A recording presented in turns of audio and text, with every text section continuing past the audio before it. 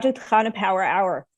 Each week we get together to learn and strengthen ourselves in our special mitzvahs of Kashrus, Shabbos, and Taras HaMishpacha, as well as other halachos that are pertinent to women. Our goal is to prepare ourselves and our homes to welcome Mashiach.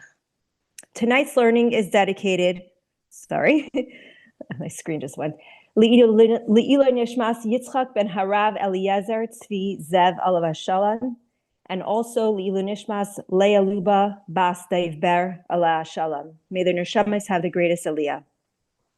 If you'd like to dedicate a class in honor or zechus of someone, please reach out via our email at projectpowerhour@gmail.com. Please join us afterwards for tzedakah, tehillim, and a Mashiach thought. For our first class on Hilchos Shabbos, we will be continuing part 4 of the series on Shabbos Davening and explore the meaning, halachos, and Minhagim behind it with Rabbi Braun. Rabbi Braun is a Marda Asra of Crown Heights. Thank you so much for making the time to be on our program. Okay, so as was mentioned, the shir is supposed to explore the meaning, the history, and the halachas associated with the Tfilas of Shabbos. The last shir we spoke about L'chadoidi. I'm just going to wrap up a few things about L'chadoidi, and we'll move on to talk about Mizmor Shir L'Yom HaShabbos.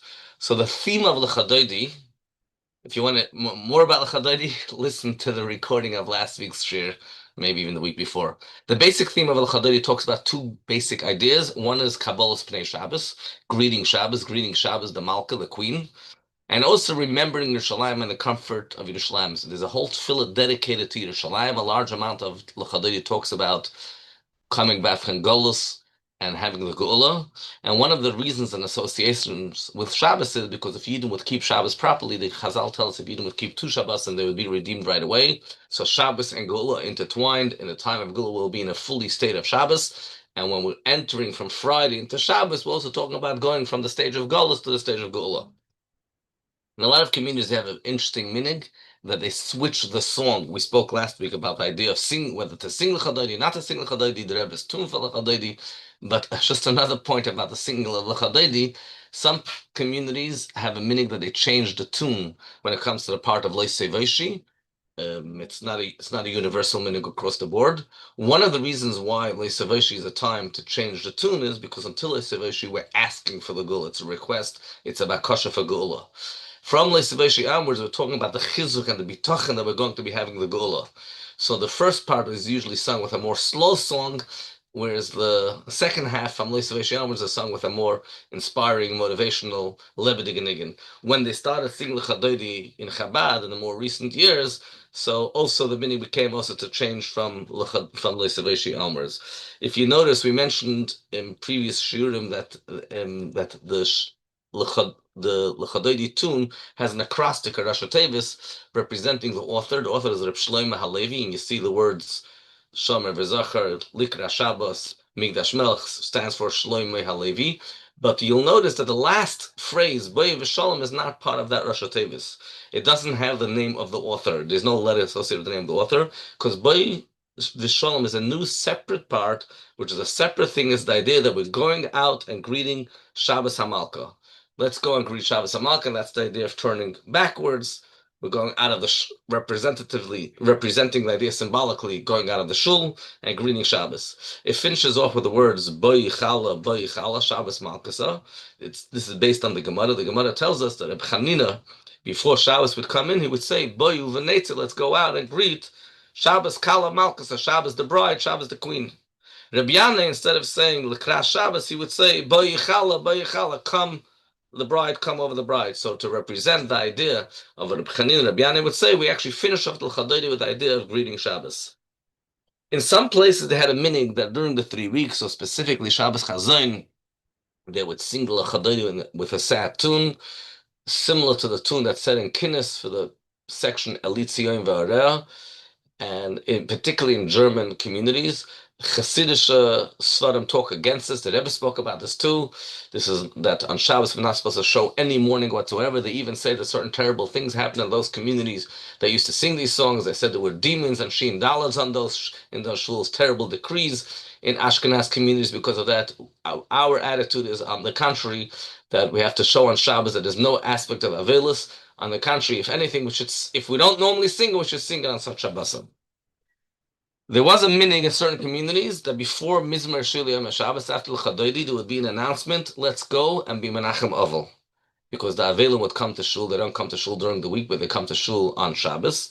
And the Chacham and the elders of the city would stand in front of the Shul, they make two lines for the Avelim, and because it's not yet formally Shabbos, now the Avel comes, they would do Nichem Avel. That minhag is not practiced in most communities today, certainly not among Chassidim. Never mind the fact that we try to minimize all ideas of Avelis when it comes Shabbos, but usually we say it when it's already Shabbos, so you can't do Nichem Avel when it's Shabbos, so that minhag is not there. Let's move on to talk about the next passage right after L'chadoidi, which is the Mizmar Shir L'Yom HaShabbos. Mizmar Shir L'Yom HaShabbos is a kapitel in Tehillim. It's part of Tehillim.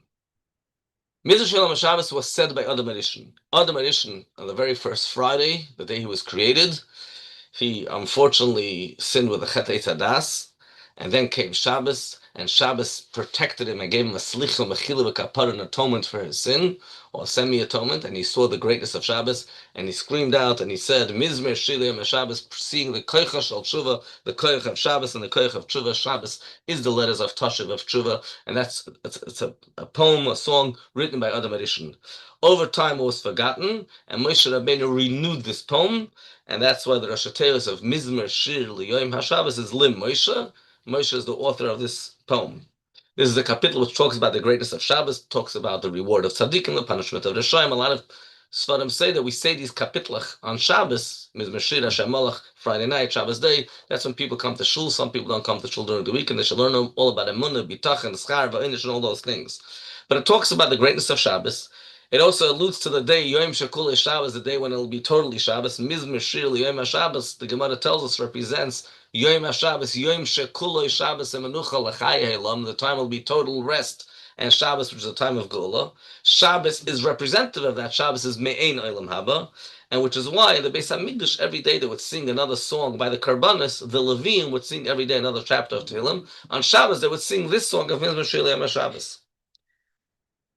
Now, this Mizmar Shir marks an important transition in our prayers on Friday night. Traditionally, all these prayers were said Friday afternoon, and at some stage they would start accepting Shabbos. So, the normal time to accept Shabbos seemingly is Baruch Hu. Baruch Hu is when you're starting the might of prayers of Friday night. Even those who accept Shabbos early, when does it become Shabbos? So, personally, a person could accept Shabbos earlier. People light candles, accept Shabbos earlier, etc. But here, the acceptance of Shabbos as a community at large, when we started down the Ma'ariv, that's an evening prayer, that's a Shabbos prayer. Kapitlach Tillim, all about that, you want to accept Shabbos, all the L'chunaranas, all of that, that's great, that's a Seder Kabbalah Shabbos, but it finishes at some stage, so that would be at Baruch Hu.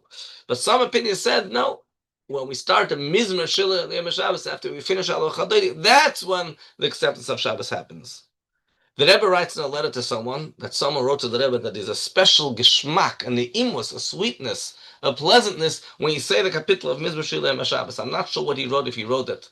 That it says that there's a pleasantness, or he experienced it himself. Personally, there's a certain geschmack when you come to this chapter. So the Rebbe says we could explain this in the imus miyuchada, the special pleasantness of saying this chapter till him, because if you look at what it says in Nigla and in Nister about the acceptance of the Kedusha of Shabbos by the time of Mizmar Shir, so of course now is when you're ushering in Shabbos. The Alter Rebbe, however, writes, no, that we don't accept Shabbos by Mizmar Shir, we accept it by Baruch Hu. Although there were communities that would say Mizmar Shir and they would then accept Shabbos, they would accept Tosefes Shabbos, starting Shabbos earlier, and from then on, the Nal Ardoni Malacha. In our communities, Alter Rebbe says we also say Mizmar Shir L'Yom HaShabbos before Baruch Hu, but the minhag was that people did Malacha. Again, I'm talking about when people do this early in the day, not when Mizmar Shir said when it's already Shabbos for sure, it's past sunset. But when they would do early Shabbos, people would do Malacha until Ad Baruch Hu Mamish, until they get to the stage of Baruch Hu. And the reason is because when they start saying this chapter, they don't have a mind. They don't want to accept Shabbos. They start Mizmar Shir. It's a nice gesture to say Mizmar Shir, but the intention in our communities is only by Baruch Hu. Someone once asked the Rebbe that he heard that there's a Sephardi custom to say Mizmar Shir twice. He wants to know what's pshat in that custom. And the Rebbe gives him a list of synagogues. He knew of a particular Sephardi shul in Brooklyn that does this, and the Rebbe gave him a few other shuls that have that minhag. And the Rebbe gave him an interesting, fascinating explanation. Why does it minhag to say it twice, and why is it specifically about Sephardim? And the explanation the Rebbe gave was that the Beis Yosef writes, the Mechaber, the Beis Yosef, the Shulchan Aruch, who's a Sephardi, writes that when you say Mizmer Shir, you accept Shabbos. In our communities, it became the meaning that we do Malacha afterwards also, because we're not saying with the purpose of accepting Shabbos. Svardim want to follow the opinion of the Beis Yosef, but became already the meaning that people do Malacha afterwards. So what they decided to do, we'll say it once, and the second time, and now we'll formally accept Shabbos. And indeed, there were communities that actually would do that. They would have a song and music for the first Mizmer Shir, and the second one was the formal acceptance of Shabbos. The question is, if we daven late, we daven Maide when it's already night, or at least after Shkia, or we start, even if you start Kabbalah Shabbos early, when did you accept Shabbos? You have to, which part of davening? Baruch was already Shabbos, long time Shabbos. So there was a Rabbi Lebavchad of Reb Chaim, and he wanted to argue that maybe Boy V'Shalom, Boy Yichal is acceptance of Shabbos. So maybe Mizmer Shir, for us, is different. Mizmer Shir is acceptance of Shabbos. And that's why people stand when they say Mizmer Shir, because they're accepting Shabbos. But the reality is that people stand many parts of Kabbalah Shabbos. A lot of people have the meaning. By us, the meaning is that we stand the whole Untitled Chapter. The Rebbe, personally, when the Rebbe would daven upstairs in 7-7, interesting change. Upstairs in 7-7, the Rebbe would sit by Mizmer Shir. Downstairs in 7-7, the Rebbe would stand. I could suggest explanations, but it's not my place to give suggested explanations to the Rebbe's Hanagas. But the Rebbe would clearly sit, and he didn't see that as a form of acceptance of Shabbos.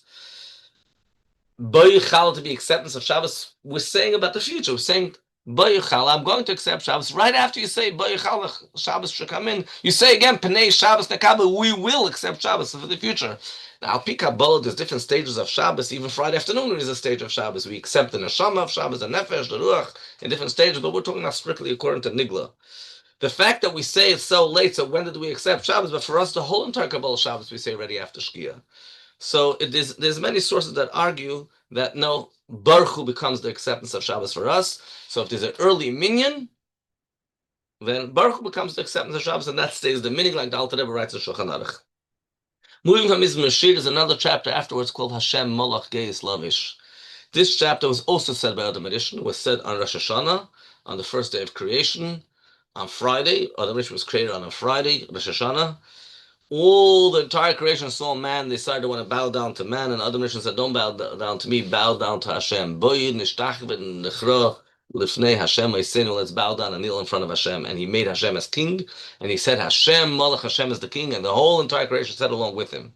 And again, this chapter was forgotten, and Moshe Rabbeinu reinstituted Hashem Malach. It's in Tehillim, Mizmer Shir Yom Shabbos and Hashem Malach, Kapitel Tzadik Beis and Tzadik Gimel, respectively, one after another. Although in the Beis Hamikdash, the second chapter is the one that was said on Fridays, and the first one, Tzadik Beis, Mizmer Shir, was said on Shabbosim. This chapter talks about Hashem, also associated with bringing in Shabbos. It's about the end of creation, where Hashem is already sitting on his holy throne. And Hashem, as he finished creation, which is all connected with association with Shabbos, is that's when he sat on his throne and became king on the entire world in an obvious way. There's a minhag which is only within Chabad. I haven't seen it in other circles. I mean, at least that's what the Rebbe did. Not everybody in Chabad follows this. Depends on the Chazan. But the Rebbe clearly, whenever the Rebbe was Chazan, almost always, the Rebbe did not finish Mizmer Shir out loud, but finished only out loud the last, the Chazan always finishes the last verse out loud, the last pasuk. The Rebbe finished out loud Hashem Malach, the last pasuk of Hashem Malach, Hashem Lo Eirech Yamim. Because Mizmer Shir and Hashem Malach is sort of almost like one unit, although the two chapters in Tehillim, but they're one after another. And the Chazan, some Chazanim don't like it because they like to sound, make everybody hear their Chazanas for Mizmer Shir as well, but that's not what the Rebbe did. And after all of this comes Kaddish.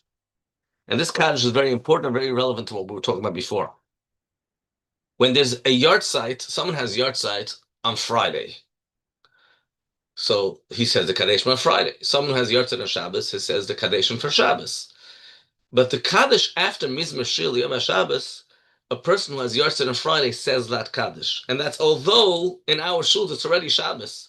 We start davening in the Chabad shuls, we start davening when it's well Shabbos for Beir time. It's called Kabbalah Shabbos. It's called Kabbalah Shabbos, but Shabbos came in a long time ago. And the guy who had yahrzeit on Friday, on this day of the month, is saying Kaddish after Mizmer Shir, although it's technically now Shabbos. So the reason for that is because it's associated with Friday. It goes back to what we said before, that the formal Kabbalah Shabbos always happened at Baruch, that became the minig. And if a person has yahrzeit on Friday, he will say the Kaddish. Certainly if a person has yahrzeit on Shabbos, for sure she'll say the Kaddish, because it is practically already Shabbos.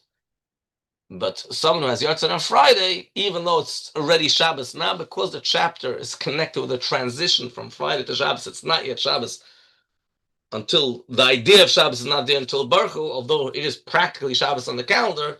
The people who have yahrzeit on Friday should say that Kaddish also. There's a debate amongst contemporary Chabad Rabbanim. They're entitled to argue also sometimes in halacha. There's a debate about somebody who doesn't have yahrzeit, but he's a chiyuv, he's an avel. So Avelim say all Kaddishim, but they're very careful not to say any extra Kaddish. After the 11 months are over, the Kaddish is said for 11 months, not to make the father into a Rasha who has 12 months of Gehenim. They say Kaddish for 11 months only. They stop the last prayer, Mincha, the last day of the 11th month. But guess what? The last day of the 11th month was on a Friday. Should they say this very last Kaddish of Mizmer Shili Yom HaShabbos? Or that's only for people who have yahrzeit on Friday? That is a debate. To me, it seems like that it makes more sense that he should say that Kaddish. A novel once told me he had a yahrzeit, he was a chiv, and he finished his last day of Kaddish was Friday, and he didn't want to go into machlekas. It's always good to avoid machlekas. He looked and he dug up deeply, and he found someone in his community, which was a place that there's no early minyanim, but he found a place for an early minyan that accepts Shabbos early, so he should be able to say that Kaddish after Mizmer Shir. Some communities have a minhag that whenever someone has a yahrzeit the following week, so the Friday night before they say this Kaddish, the Rebbe writes that's not our minhag. The reason for the Kaddish over here is because we're concluding a part of prayer. We're concluding Seder Kabbalah Shabbos. The minhag was there was a Chevra Kabbalah Shabbos, a special group that they added. We spoke about the addition of this whole Kabbalah Shabbos section, which isn't part of the formal prayers. And there was a special Chevra of Kabbalah Shabbos, and they would be out of the shul or in the field. They would say the whole Kabbalah Shabbos, and they would come back to shul for Ma'ariv. So when we conclude the Kabbalah Shabbos section, Mizmer Shir Hashemach, we say a Kaddish, finish the section, now we're moving into the Ma'ariv section. And even in many communities today, the Chazan doesn't stand by the Bima, by the Amud, until Baruch, before he's by the Bima. And so we finish that section, and then he moves on to so that's why there's a Kaddish over there.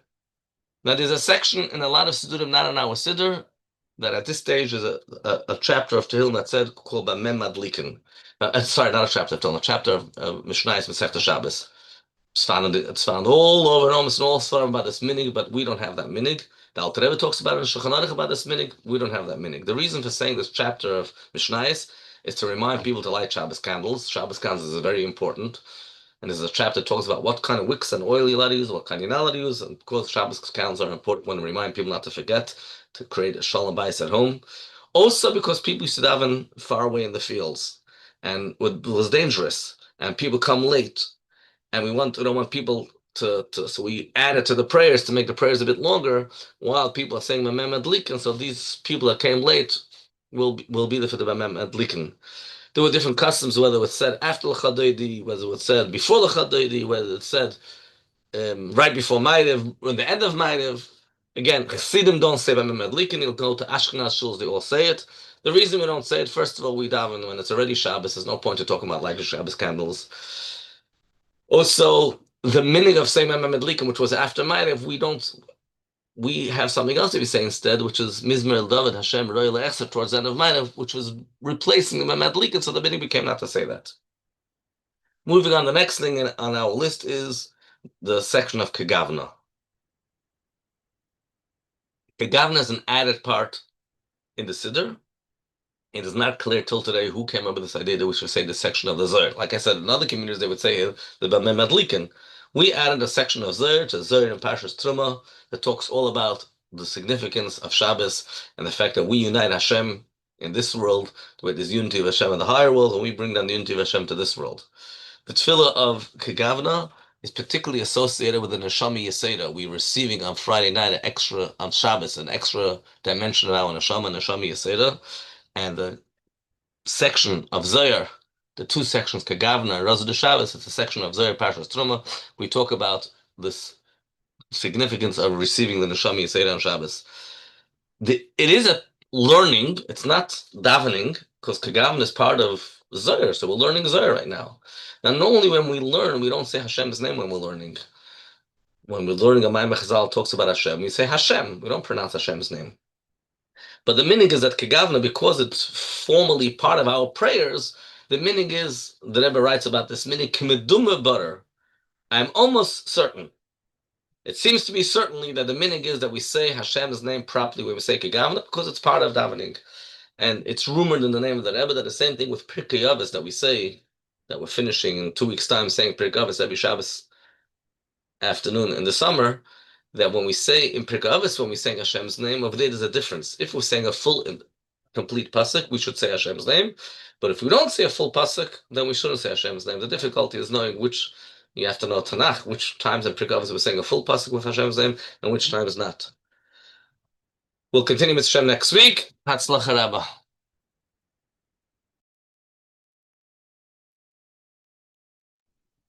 Thank you so much, Rabbi Braun. Okay, for our next class, we are excited to continue with part 6 on our series on Tznius and boundaries in the workplace with Mrs. Sara Morozow. Even if you're not in a situation where you're working with men, we believe this series will be relevant to other situations too. We'll explore a sensitivity that we can all learn from to create and foster healthy and wholesome environments in the spaces around us. We are grateful to have Mrs. Sara Morozow on our program again. Mrs. Sara Morozow is a well-known Kala teacher and mashpia to many. Thank you so much for being on our program tonight.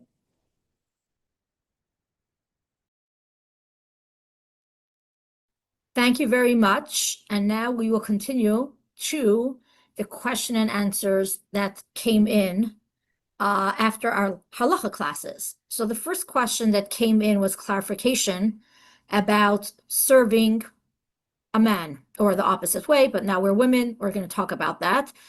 We stated that the halacha is that a woman should not serve an unrelated man his personal plate of food directly in front of him in his presence. We received a few questions about that, so I will bundle the questions and I will share the response from the Rav, okay? May a woman serve her male Shabbos guests at the Shabbos table? May a woman be served by a bartender at a wedding, for example? Does one really need to be strict even at the workplace? So let's give some halachic background, and people can look up the halachos themselves if they want.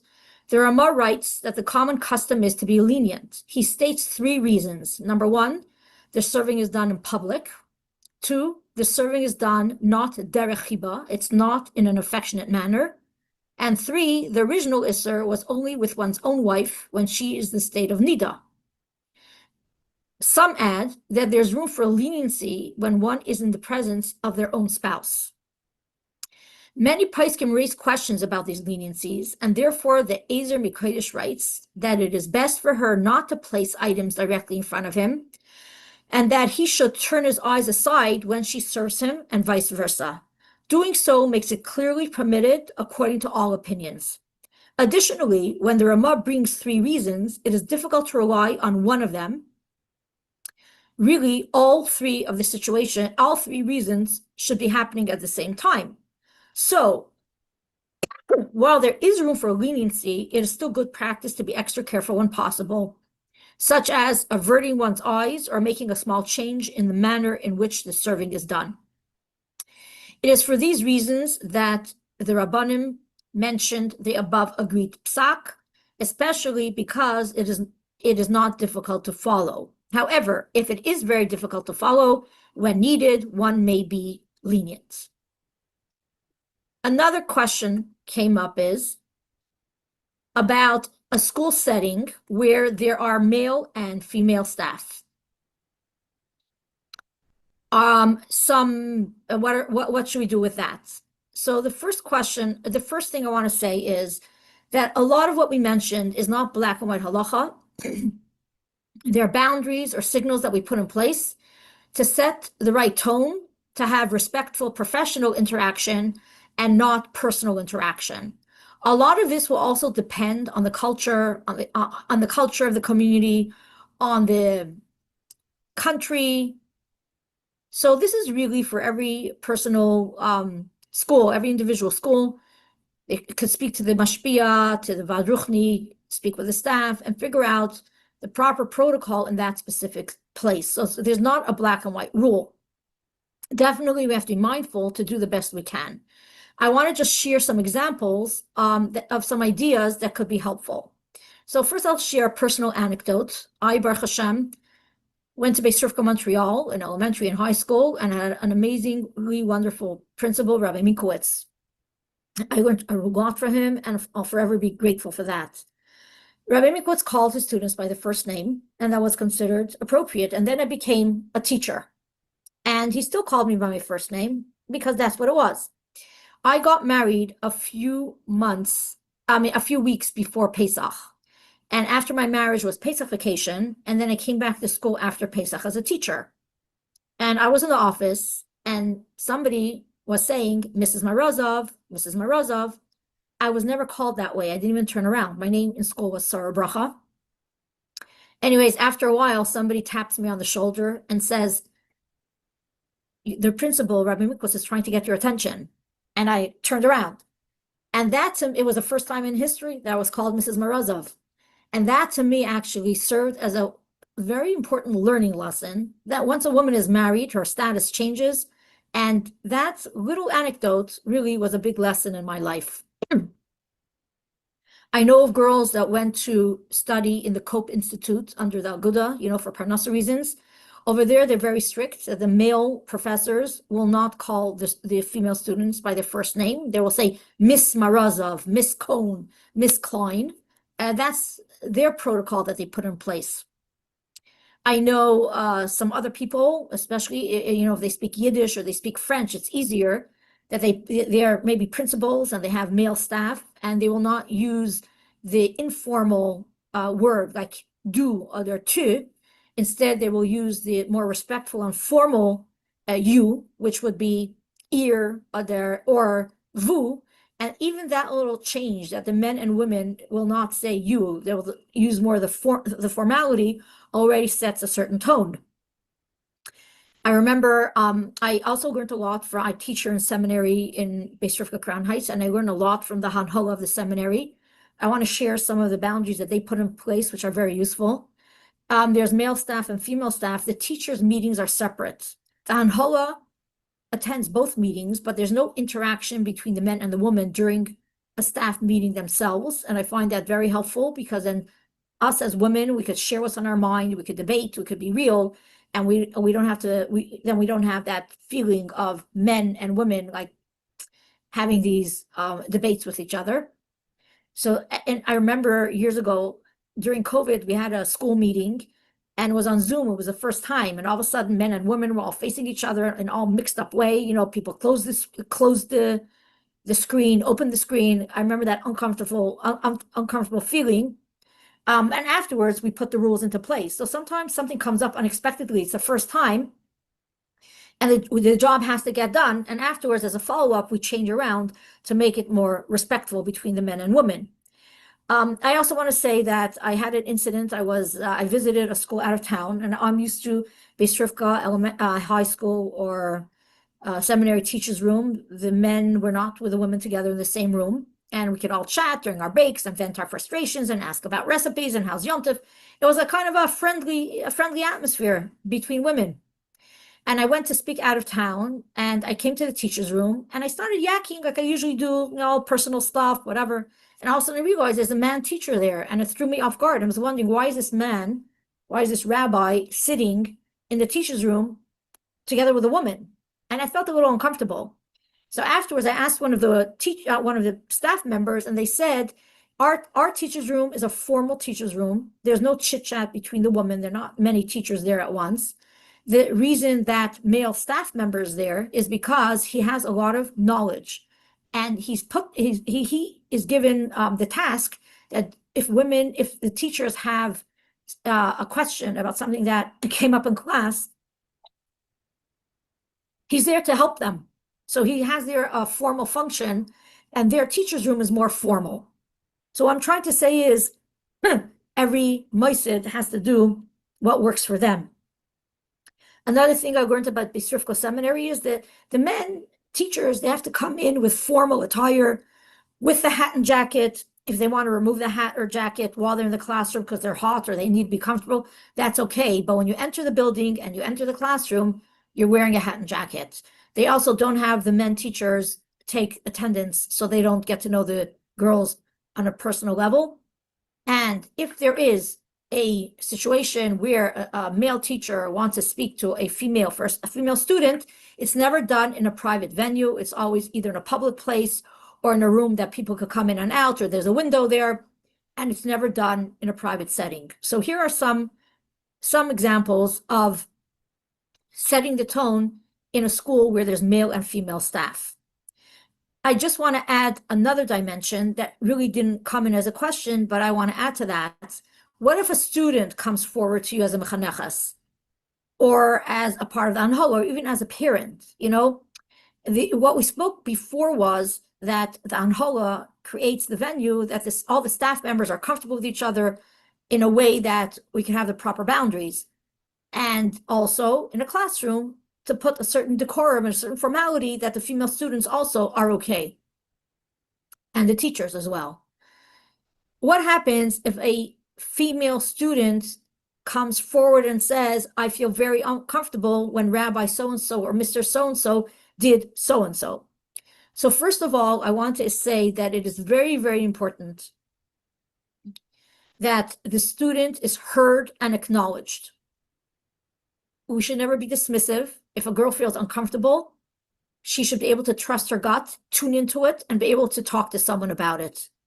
We take her seriously. Now, sometimes the staff member has to make a change, but sometimes it's not about the staff member. Sometimes, especially girls that are going through hormonal changes or emotional upheavals during their teens and into adulthood, sometimes it's the student that needs to be taught, needs the hadracha, how to deal with herself, because it's really it's a skill that she needs to learn, and it's not really something that the teacher is at fault at this time. So it requires wisdom, it requires tuning in and sorting out.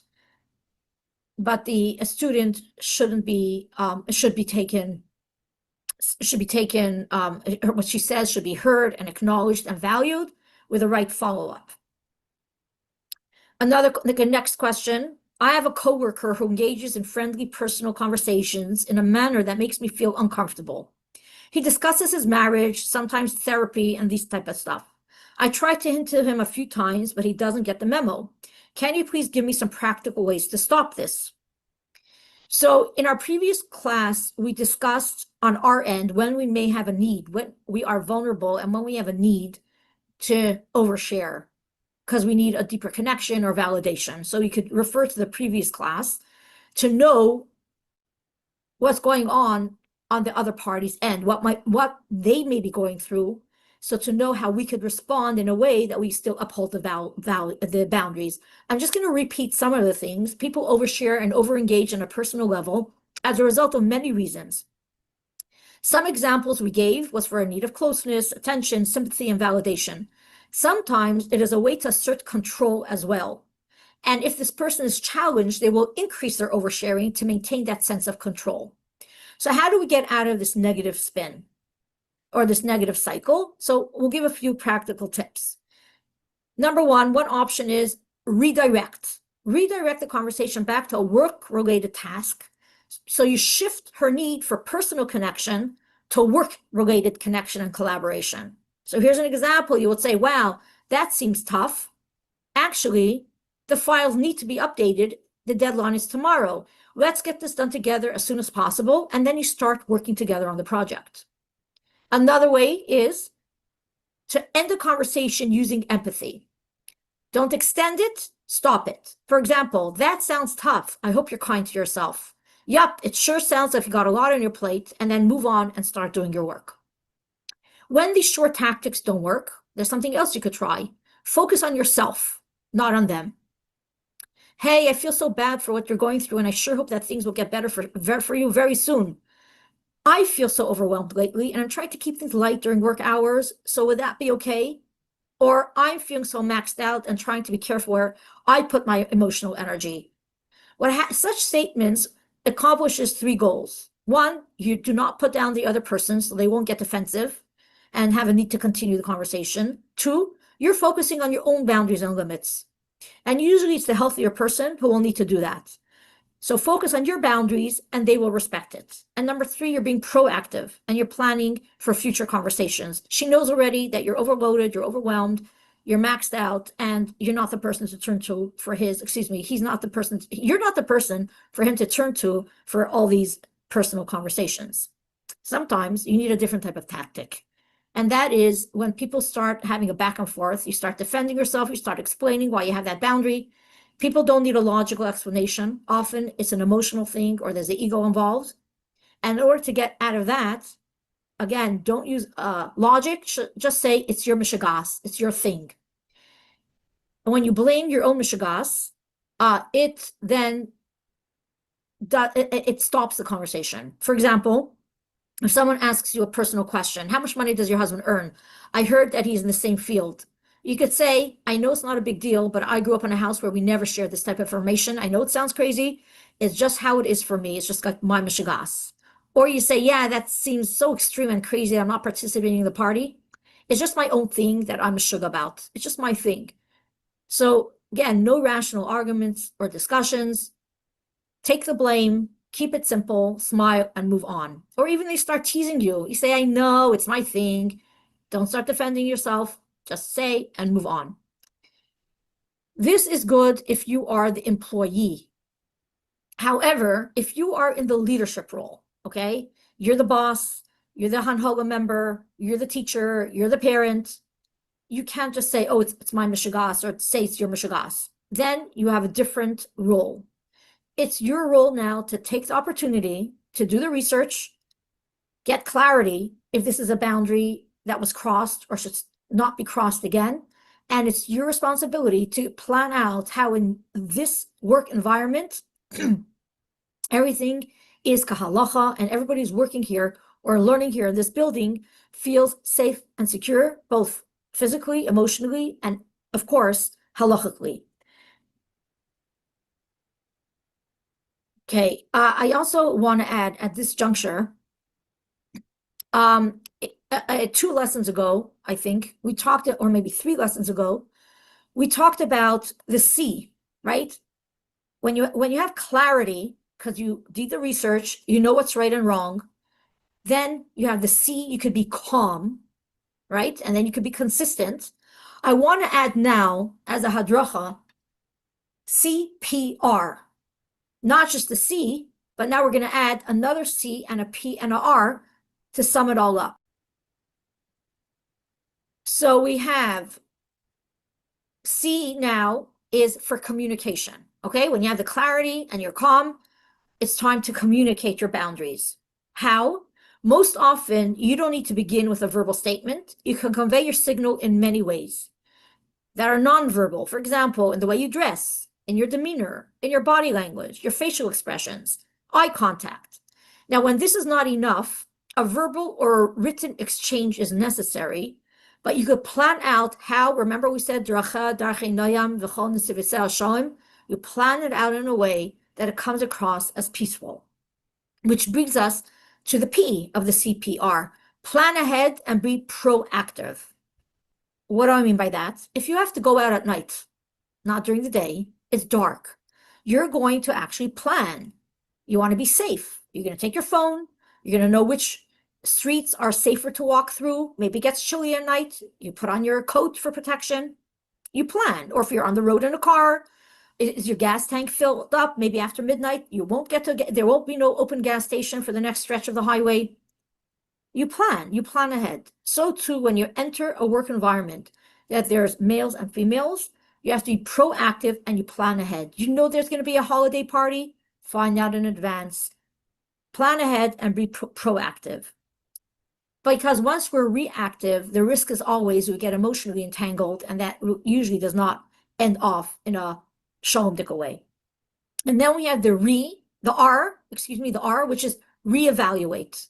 As new situations emerge, a new person entered the workspace, a new seating arrangement, something new in your life, you just got married, whatever the case is. Every time there's a change, you reevaluate to make sure that everything is fine.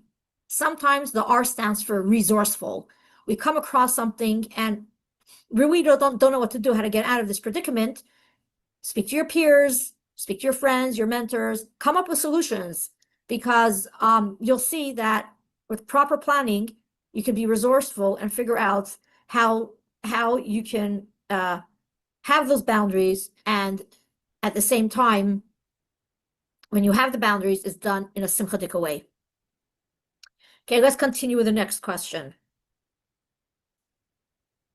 The next question is, we don't have much time, so we're going to have to keep this question short. Advice for company parties. Okay, so in general, by the time you have the party, you've been in the workplace for a while. So here's the right mindset. The reason why there's company parties is because to create a feeling of team effort, company loyalty, togetherness, and good feelings. So earlier we talked about the halachic issues, but here I want to just talk about the right mindset. If you're more careful and you're a good worker, you have positive energy, you're helpful, you go the extra mile, you always want to make sure that that in the work environment, you're looked upon as a healthy, positive, upbeat person who wants the good of the company or the work environment. Already they look at you as you're just trying to do the right thing. So because the company parties, they value team effort, then it's easier to come and say, I value team effort. This is what I've been doing all along. We're on the same side. It's just that this particular party is posing some difficulties and challenges that I want to work through with you. So you're being proactive. Find out what the plans are so you don't encounter unpleasant surprises. And then come with a possible solution. Don't be judgmental. You're not holier than thou. You don't talk down to people. Remember, kol nesiv Yisrael shalom. You want vibes to show that you're on the same team, you value team efforts, but for halachic reasons, the boundaries, you need to make some changes so you can actually participate in this party. Sometimes you can show up, you could choose one female or even a few to collaborate with. Say you got to sit next to each other at the end of the table, so we're not sitting at the mixed seating, or maybe, whatever the activity is, let's do it together, as a group instead of individual, or maybe we'll bring our own little game, not as a separate thing. Like, try to collaborate with one or more people, females, in your work environment, so it's a few of you together. Sometimes you could bring your husband along. When you bring your husband along, it demonstrates that you have your own bubble together with him and signals to everyone around you to respect your boundaries. We're here together, and basically keep your safe distance. I hope this was helpful. To be continued, Be'ezus Hashem, next week. Aksivach Simatayva.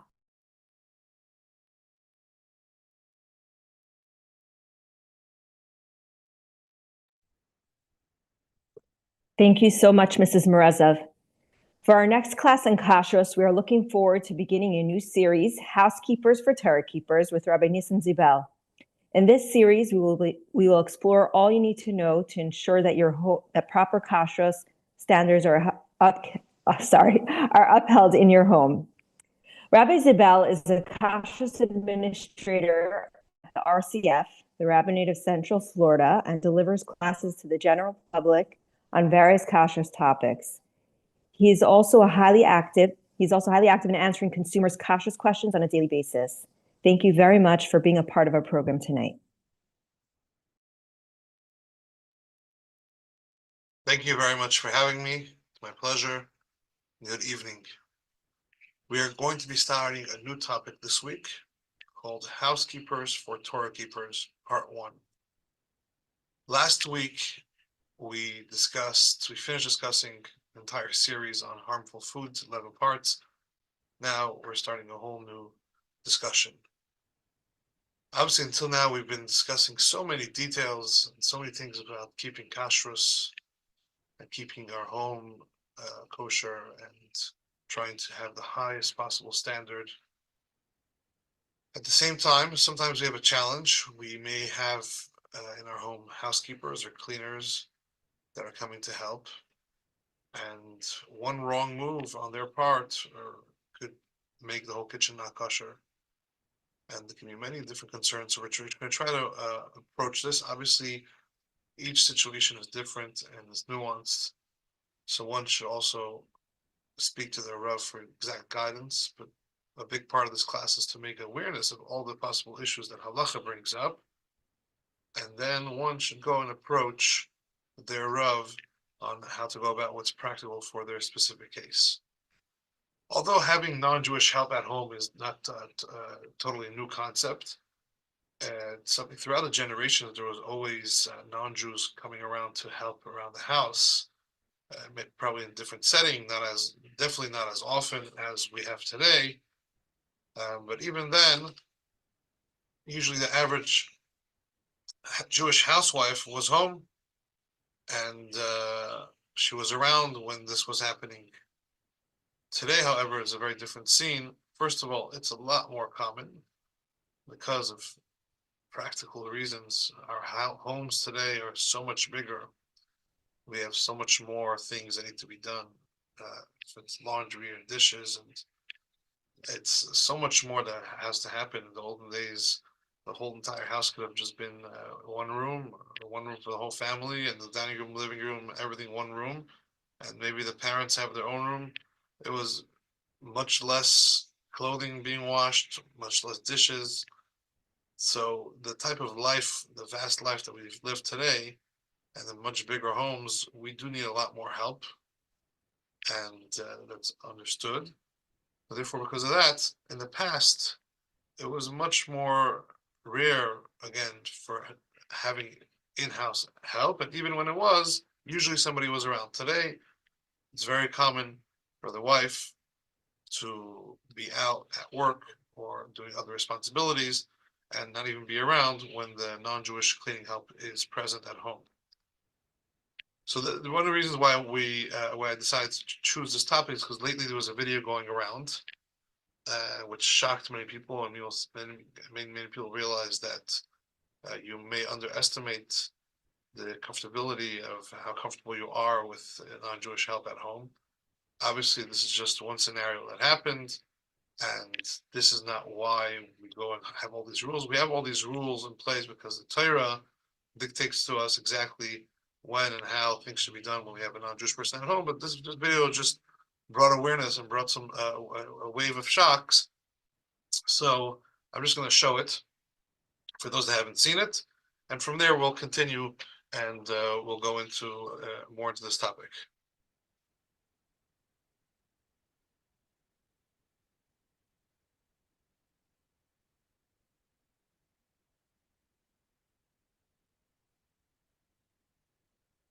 So in this video was taken from a hidden camera.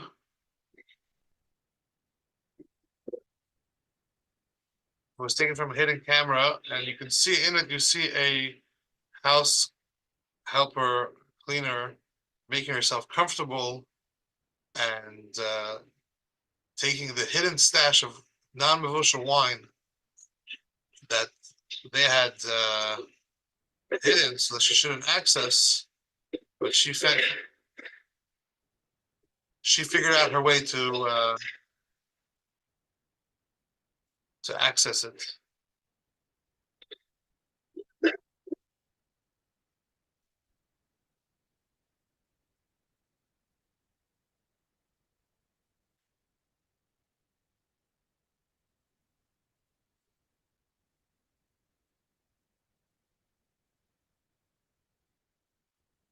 So, as you saw, this was a house helper that made herself extra comfortable and decided to drink wine directly out of the bottles that were actually hidden up there, so she shouldn't see them or access them because they were non-mevushal wine. And this again caused a big wave of shock, and we just want to give guidance exactly how to go about. So, there's some people which will take with approach and say, why would you ever bring a non-Jewish person into your house and cause so many problems, so many halachic questions? Avoid it. It's totally something you should avoid. Figure it out, and don't start going that avenue. First of all, if somebody could find a from Jewish person that's looking for work and she could be a cleaning help, it'd be a beautiful thing. You're giving her a job and you have someone Jewish that's in your house.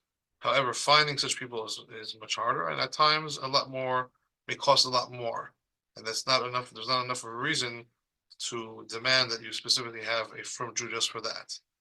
And but that just because of all these concerns, we are not in any way discouraging using help. On the contrary, that it's very important to use as much cleaning help as possible, and because that helps you focus on other areas of Jewish life that you can give proper attention, which otherwise you may not be able to give proper attention otherwise.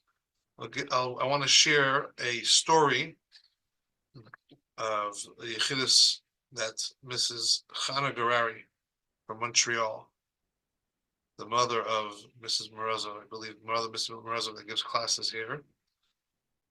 And I'm not going to go through the whole entire thing, but in very, very short, she was basically pregnant with already a fifth child, and her oldest was just 4 years old. You can obviously understand how stressful that can be. And she wanted to basically get a bracha. Ultimately, she went and had a yechidus with her husband by the Rebbe, mentioning the stress of so many kids and handling everything. And already in the past, the Rebbe had suggested to her husband that she should get more cleaning help. She was getting one day a week. The Rebbe had asked her husband that it should go up to 2 days a week. At this time again, they came up the stress of kids and all that, and the Rebbe gave her a very, very down-to-earth answer. As she said, to quote what she wrote, said that the Rebbe told her the following: "Your occupation, your asik, as a Jewish woman, is children. That means as a Jewish woman, your mission in life, and you're here to educate Jewish kids, to bring Jewish kids into the world." And the Rebbe says, you have to make things easier for yourself. The Goyim, the non-Jews, were made to help the Yidden. They have their own mission. Their mission is here in this world to help the Yidden fulfill Torah mitzvahs. So if you will let them do what they were created for, then you will have menucha to fulfill what you were created for. So by hiring, and therefore the Rebbe suggested that she should hire help and basically have more cleaning help. And he said, if you're having only 2 times a week, you should have 3 times a week.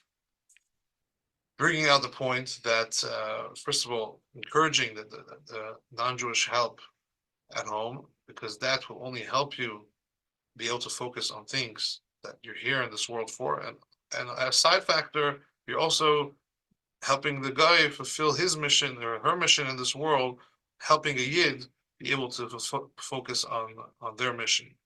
So it's a win-win situation. And the Rebbe ended off the Yechidus and said that, told the husband, or Mrs. Barry's husband, you don't have to worry about money for cleaning help, because this is a necessity and Hashem provides for all necessities.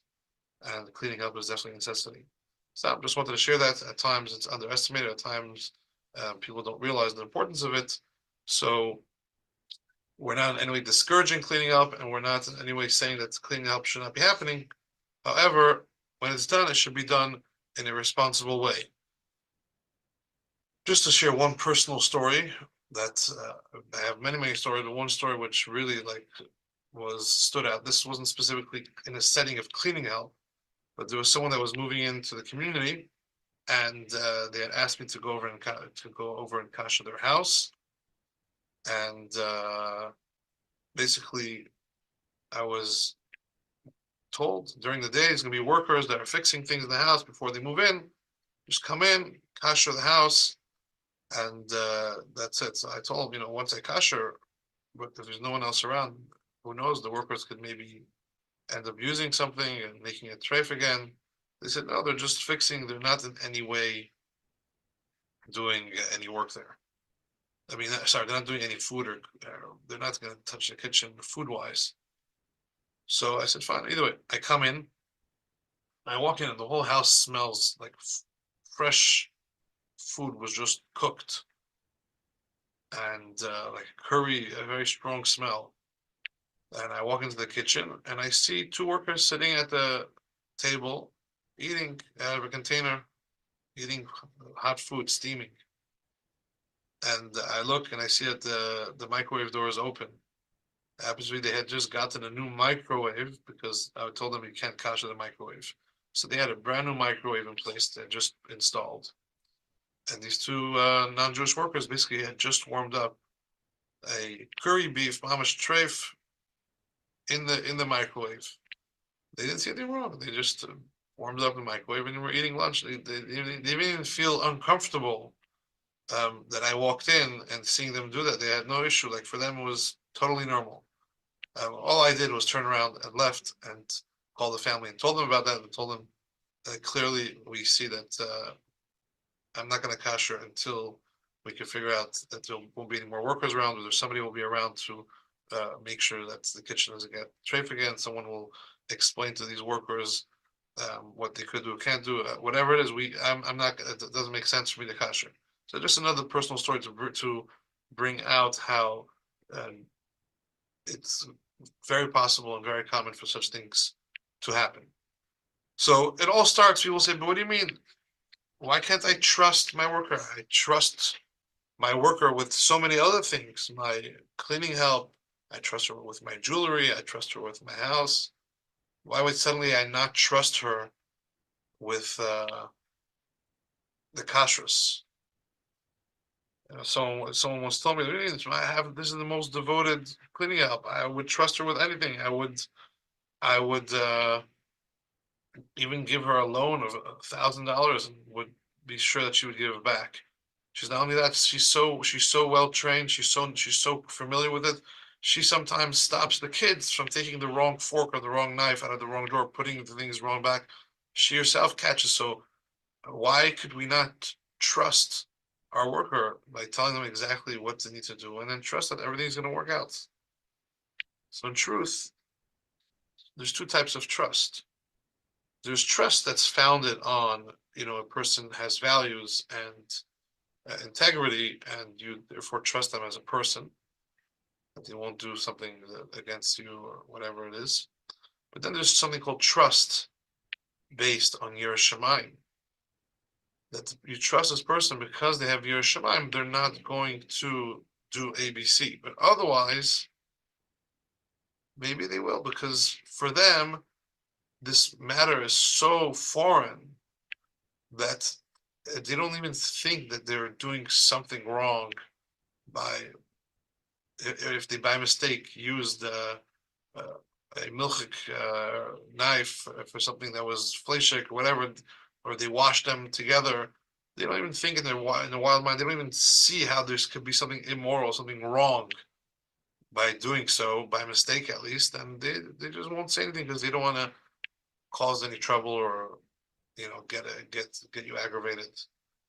So it's it's like if somebody I was once speaking to somebody, they're trying to understand, but what do you mean? Still, if I explain to them that it means a lot to me, I said, yeah, even then, if it's so distant and they can't wrap their heads around it, it just may not mean anything to them, and they'll just say, forget my Balbasta, has Mishagas or some voodoo stuff. Torah says this, that. I cleaned it well. It doesn't matter. Let's move on. I'm not even going to mention anything. I give you an example. I don't know if it's a good example, but if you had somebody that you're going to have over, and they are very particular with certain aspects, like for them, if anything was warmed up in a microwave, they don't want to touch it. For them, it's like poison. They consider it poison. They don't want to have anything to do with it. And you happen to be doing something and cooking, and suddenly at one point you need to defrost something, you put something in the microwave for a minute, you forgot about it, you made the food, and suddenly afterwards you realize, oh shoot, I put something in the microwave this person didn't want. Some people, with because of lack of understanding why this other person could care that at one time for a minute I put something in the microwave, what could it be already? What's the big deal? Makes you I'm not going to redo everything. I'm just not going to say anything. There's no way this is going to harm her. There's no way this is going to make a difference. and this is just something she has in her mind. Whatever, I'm just going to do it. And so, even someone that may be very generally very trustworthy for such a thing may let it pass because they don't understand. It doesn't make sense to them, and they just think that there's no issue with this one little instance. For that other person, it may mean the world, but that's just an example in things that are physical. When it comes to things that are ruchnius, for people, it's like a religious dietary restriction that you can't have meat and dairy dishes. It sounds so foreign that if it did happen by mistake, they don't want to get into that whole headache of bringing it up and having to deal with it, and they may not mention it at all. That's just an example, a little bit of an explanation. But ultimately, halachically, Torah says that we can only have Torah founded trust for matters of Torah if the person themselves values Torah, has Yiras Shamayim, follows Torah mitzvahs, keeps Shabbos, keeps kosher. Otherwise, we can't have that. And if we don't have that basic trust, suddenly everything becomes a question. Everything becomes an issue. So if we don't have trust, suddenly what could be affected? You could be concerned with the non-Jewish maid or cleaning help using dishes that are milchik for fleshik with milchik, not washing things properly. How about food in your fridge? Is that there's a concern that she may switch food out in halacha? There's a concern that she may bring non-kosher food in. So there's so many concerns that come up, and the question is, where do you draw the line? Could you trust her or not? Could you leave the house or not? What do you have to do? What could you arrange? And this is all things that we're going to discuss. So, to bring up one important concept is the halacha brings up something called mirtas, or mirsas, different ways to pronounce it, which means a certain type of fear. So even if a person's not physically present, but the fact that there's a certain fear that this worker is afraid to do something against the rules, that already creates a scenario that will prevent them from doing it. And then halacha has weight depending on the setup that you're making in order to create this environment of mirtas, of fear. But before that, obviously, they would also have to understand the importance of kashrus, the details. So a basic, before even hiring somebody, or once you hire them, before they start working, is to have a meeting to discuss extremely clear boundaries. This is to be a very serious conversation in which you have to express to what extent kashrus means to you, and to explain to what extent it could mess up the whole kitchen, that you can't use any more anything in the kitchen, and you have to start kashering things. You may have to start throwing things out. Explaining to what extent all this is important to you, and to also make them understand if it needs to be pronounced clearly. If not, that if she fails, you just can't continue having it. It's not that you're gonna have to fire her. Realistically, you can't keep your house safe on a level of kosher or Torah mitzvahs if she misses these things, and you just unfortunately would not be able to continue having her. So by explaining all these things and by clearly putting down the rules, you set a foundation that she has an understanding of how serious this is to you and how serious it is to her, so that could potentially affect her job. And you need to have this meeting, even if she worked at other houses before, because not everybody always is familiar with all the nuances, and may not have not trained her properly, or may have even trained her with the wrong habits and told her it's okay if you bring non-kosher food home, it's okay if you cook some food for yourself at home. Whatever it is, you get all types of misunderstandings, that people could have trained her the wrong way. So even if she's coming from home and been working with Frum for many years, it's always very important to sit down and have the clear boundaries discussed, clearly express how important this is to you, and how you could only have her working her if she understands the importance and is able to keep to it, and otherwise you would not be able to continue having her work. So we'll stop here for this week. We'll continue next week, briefly discussing some more concepts about and some practical applications about having help at home. And obviously there's a lot more to cover. We'll hopefully as well also maybe give some reading material to refer to if someone wants to read up further on the subject. Thank you very much for having me, and a good evening.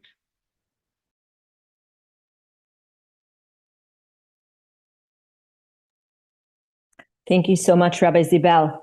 Before we conclude with Tehillim and a Mashiach thought, we want to reach out to our listeners.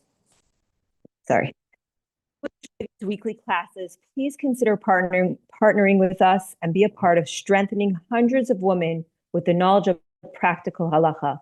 Log on to mikvah.org/donate and contribute any amount. You can select Project Chana Power Hour to ensure your donation goes towards our program. Thank you. Okay, we're going to put a coin in tzedakah. Pushka, Kedel tzedakah shmekreves hasegeula. We're going to say the Rebbe's kapitel together, as well as kapitel Chaf for Eretz Yisrael. Shir HaMalach David. Lulei Adonai shahaya lanu yomer na Yisrael. Lulei Adonai shahaya lanu bekum aleinu adam. Azai chayim beleunu b'charais apam banu. Azai hamayim shetifunu nachla avar al nafshenu. Azai avar al nafshenu hamayim hazedainim. Baruch Adonai shalai nisananu tarif l'shinehem. Nafshenu kitzipor nimlata mipach yekshim hapach nishbar va'anachnu nimlatnu. Ezreinu b'shem Adonai oisi shamayim va'aretz. Let's have in mind the safety of all the hostages and all the Yidden around the world and everybody who needs a refuah shlema, including Chaya bas Sara. Lamnatseach mizmor leDavid, Yancha Adonai b'yom Sara yisagevcha shem elehei Yaakov, Yishlach ezrecha mikodesh u'mitzion yisadeka, Yizkar kol min chaysecha v'aylascha yidashna sela, Yitan lecha chalavecha v'chol asascha yimale, Niranina b'shuasecha v'shem elehinu nidgo, Yimale Adonai kol mashal asecha, Ata yadaiti ki Yashi Adonai Mashiach Yanei Mishmei Kache B'Gvoros Yeshe Yaminai. Ele v'recha ve'ele v'asusim v'anachnu b'shem Adonai lehinu nazkir. Hema karu v'nafalu v'anachnu kamnu v'nesaydad. Adonai Mashiach Hamelech Yanenu v'yem karinu. Okay, we're going to have the Mashiach thought. You can read it off the screen as well as we read it along. Sorry, I'm just going to need my glasses for this. Okay, so this was said by Yud Be'ez Elul, Tashin Mem Beis, I believe that's correct. It says the general theme of Elul, when the king is in the field, is the preparation for the coming year, such that we go together with the king to his capital and to the royal palace. Through the spiritual accompaniment of the king, we hasten its literal realization when very soon all the Yidden will go with Hashem from Galus in the true and complete Geula through Mashiach Tzidkenu. Quick reminders, if you appreciate these classes, share them with your friends and family. All playbacks are available on mikvah.org/power hour and also on all podcast platforms as well as 24/6. Search us up as Project Chana Power Hour. If you have any questions on the classes or you'd like to dedicate a week of learning in honor or L'ilui Nishmas someone, please reach out to us on our email, projectchanapowerhour@gmail.com. We look forward to seeing you again next week, and may our learning prepare us and our homes and bring every Jew home to Eretz Yisrael with Mashiach now. Thank you for joining.